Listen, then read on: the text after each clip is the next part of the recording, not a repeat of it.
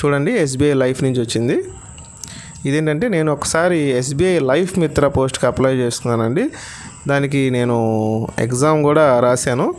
అందులో నేను exam pass అయిన తర్వాత ఇలా ఇంటికి వెల్కమ్ కిట్ అనేది వస్తుందండి ఎస్బీఐ నుంచి. ఓపెన్ చేసి చూపిస్తాను, ఒక్కసారి మీరు కూడా చూడండి. ఓపెన్ చేస్తున్నాను.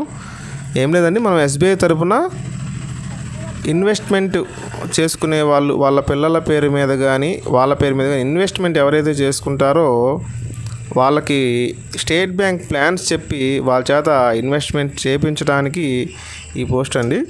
చూడండి అండి, నాది ఐడి కార్డు ఎస్బీఐ లైఫ్ మిత్ర. ఓకేనా?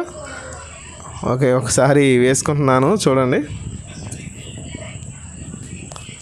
ఓకే అండి, ఇది ఐడి కార్డు. ఇప్పుడు మనకి స్టేట్ బ్యాంక్ తరపున నేను ఆథరైజ్డ్గా